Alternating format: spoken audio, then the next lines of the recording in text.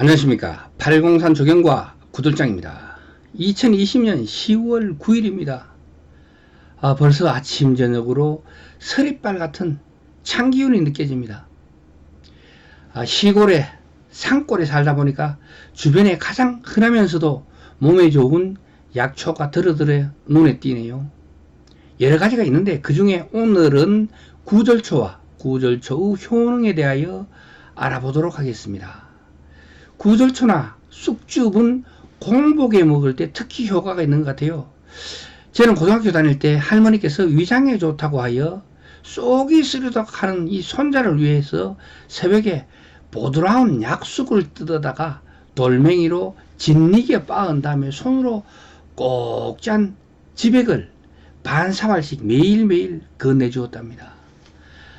지금 생각해도 진저리가 치는 그런 아주 쉬운 맛이었죠. 고생하시는 할머니 생각은 하지 못하고 쉽다고 투덜거리기만 했던 그때 제가 철이 안 들긴 했었나 봅니다. 그때 싸고 씹은 맛은 소태를 씹을 때의 얕음에서도 오래가던 그 씹은 맛과는 깊이가 다른 또 다른 깊이가 있는 목구멍 깊이까지 그 씹은 맛이 느껴진다 하는 게 몸이 아직도 기억하고 있는 것 같아요. 몸이 진저리 쳐진다는 그런 맛이었던 것 같아요. 구절초즙과 유산균, 이노시톨, 오메가, 엽산, 비타민 D 등을 함께 먹으면 여성들 건강에 좋을 것 같다는 생각을 해보게 되네요. 지금부터 구절초 효능에 대해서 알아보겠습니다. 구절초 효능은 첫 번째가 면역력 강하고 두 번째가 소염, 진통, 스트레스 완화며 세 번째가 여성의 냉증 개선이고 네 번째가 난임 등 여성 건강 관리에 중요한 역할을 하며 마지막 다섯 번째가 심혈관 질환 예방 등 있다고 합니다. 이것들이 현대인들이 살아가는데 가장 많이 걸리기 쉬운 질병이 바로 이 다섯 가지인데 그 중에서 다섯 번째 심혈관 질환 예방, 이거는 정말 현대인들이 떨칠 수 없는 이 병입니다. 왜냐하면 옛날에는 육류를 적게 먹기 때문에 혈관에 찌꺼기가 있길 일이 별로 없었는데 요즘은 너무 육류를 많이 먹다 보니까 그것이 변을 통해서 배출도 되지만 혈액을 돌아다니다가 이 혈액 속에 많이 포함되어 돌아다니니까 이것이 필요한 데 쓰이기도 하지만 이 혈관에 들어붙어 가지고 결국은 심혈관 질환을 발생시키는 그 원인이 되는 것입니다. 일단 우리는 육류를 좀 줄이는 게 중요하지만 또 먹는 것처럼 행복에 중요한 게 없기 때문에 그것도 무조건 줄이라고 할 수는 없습니다. 그래서 술과 고기 빼놓을 수 없는 게 현대인들의 쾌락에 가장 중요한 것이라면 또 그것들이 질병을 유발하는 데는 어쩔 수 없는 동전의 양면과 같다고 생각합니다. 옛날에는 딸이 시집 갈 때 혼수에도 포함시켰을 만큼 구절초는 부인병에 좋은 약재로 알려져 있다고 합니다.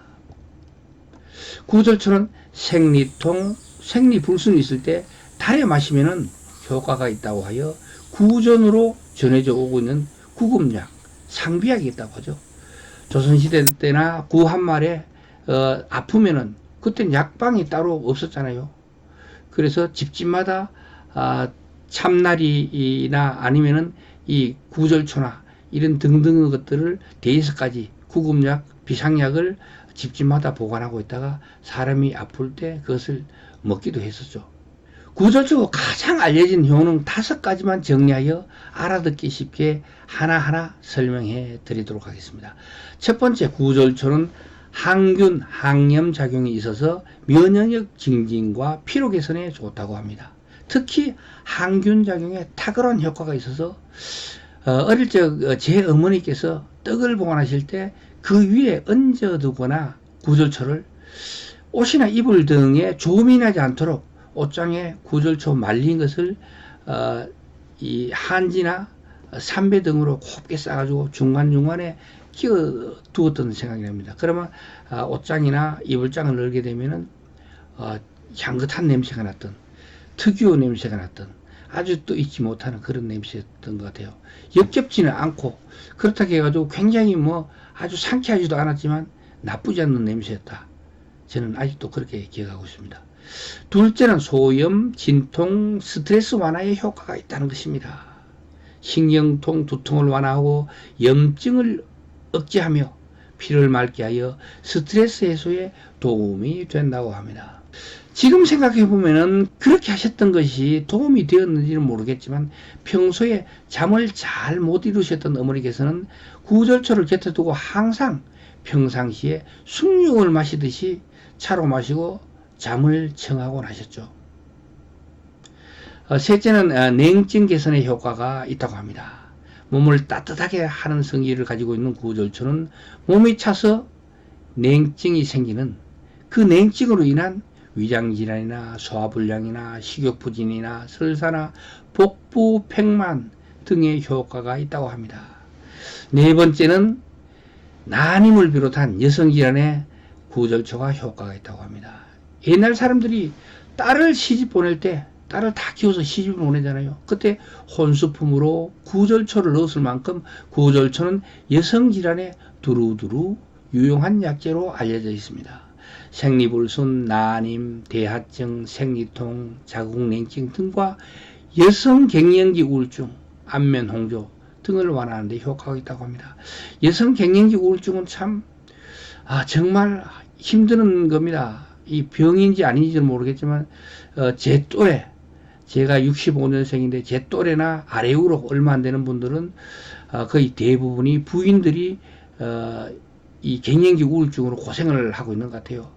성격이 일관되기를 못하고 한여름에 논산훈련소 소나기가 쏟아지듯이 갑자기 구름이 닥쳤다가 확 그냥 소나기 쏟아지고 그 다음에 갑자기 확 들고 따뜻했다가 막 더 무더워서 시급하고 이런 게 바로 우울증, 여성 갱년기 우울증의 증상이 아닌가 저는 그렇게 느낍니다. 그래서 남자들이 병원에 해야 되는데 항상 힘들어하고 쫓겨다니고 하는 것은 여성 갱년기 증상이다. 그 우울증이다. 저는 그렇게 생각합니다. 그래서 여기에 좋다고 하니까 이 구절초가 40대, 50대 여성들에게 필요할 뿐만 아니라 남성들을 위해서도 필요한 것이다. 그런 생각이 드네요. 한방에서 현재까지 여성의 잔병 치료와 산부인과 치료를 위해서 약재로 구절초를 쓰여지고 있다고 하는 것은 여러 사람들의 경험으로 입증된 효과가 있었다는 것을 미루어 짐작할 수 있겠습니다.